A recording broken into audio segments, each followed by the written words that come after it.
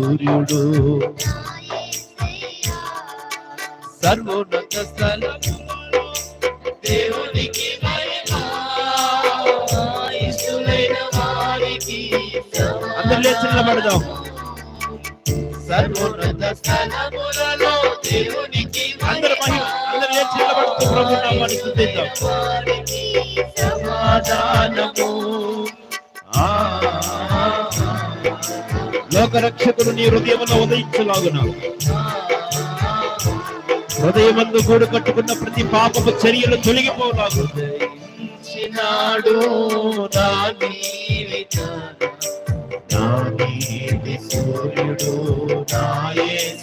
పాడదామా? ఉదయించినాడు నా జీవిత కళ్ళు మూసుకొని దైవ ధ్యానంతో ప్రభుని స్తుతించి ఆరాధిద్దాం. అది లేని నా జీవితాన్ని మరువలేదు నా యేసయ్యా. అది లేని నా జీవితాన్ని మరువలేదు నా యేసయ్యా. మరియమ్మ గర్భాన జన్మించినాడు మార్చెను నా బ్రతుకును నా యేసయ్యా. మరియమ్మ గర్భాన జన్మించినాడు మార్చెను నా బ్రతుకును నా యేసయ్యా. మరియమ్మ గర్భాన జన్మించినాడు అందరూ పాడదామా?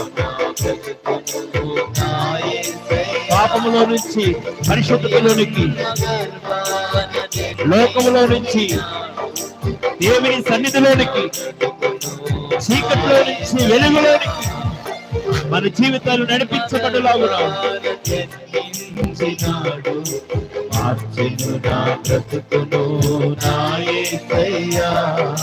మరియమ్మ గర్భాన జన్మించినాడు పాడదాం. నా బ్రతుకును నా యేసయ్యా. గుణవంతుడైన నా యేసయ్యను గురిగానే నిలుపుకుంటిని. గుణవంతుడైన నా యేసయ్యే మనకి గురిగా మార్చబడాలి. గురిగానే నిలుపుకుంటిని.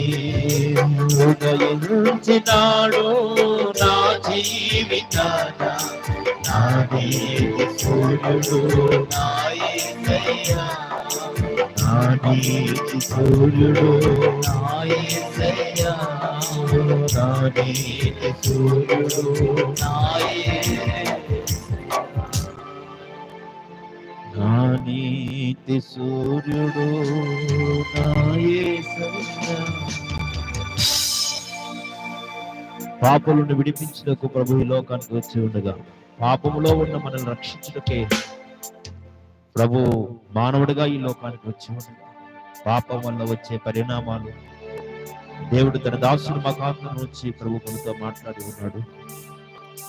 విశ్వాసం కానిదేదో అది నీకు పాపమని వాక్యంలో రాయబడింది. ఏ విధమైన పాపం కట్ల చేత పట్టుబడి ఈర్చబడి బయటికి రావాలని ఉన్నా రాలేకపోతున్నావో ఈ రాత్రి వాక్యమైన నీవు ప్రభువును రక్షించండి అని చేతులు పైకెత్తండి.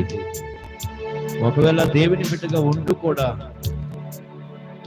ఇది కూడా పాపమేనా అన్న ఆలోచనతో ఇంకా పాపంలో ఉండి నీకు నీ కుటుంబానికి నీ వంశానికి నీ ఆధ్యాత్మిక జీవితానికి ఒక శాపదాయకంగా కాకుండా నీవు ఆశీర్వాదకరంగా మార్చబడాలంటే జక్కయ్య యేసుని తన ఇంటికి చేర్చుకున్నట్లుగా నీవు కూడా నీ హృదయంలో ప్రభువుని ఆస్వాదించు. ప్రభువా నాలోనికి రండి ప్రభు అని ఒక మాట చెప్పండి. నాలో ఉన్న పాపం అంతా తొలగిపోవాలి. జక్కయ్య యేసు జక్కయ్య ఇంటికి వెళ్ళాడు. జక్కయ్య ఇంట్లో ఉన్న పాపం అంతా బయటకు వెళ్ళిపోయింది. ఈ రాత్రి చేతులు పైకెత్తి హృదయపూర్వకంగా ప్రభు సన్నిధిలో ప్రభువా నీ సన్నిధి నాలోనికి రానివ్వండి నాయన. నేను చేసే పాపం నేను నా కుటుంబానికి శాపానికి కారుకుడుగా ఉండకూడదు. నీ రక్షణ భాగ్యాన్ని నాకు ఇవ్వండి. నీ భయాన్ని నాలో కలగ చేయండి. యెహోవా భయము దేవుని భయము పవిత్రతను కలగ చేస్తున్న వాక్యంలో రాయబడి ఉంది. శ్రేష్టమైన విషయాలు మనం విన్నాం. దేవుడు మనం ఇంకా పాపంలో ఉండడానికి ఈ లోకానికి రాలేదు.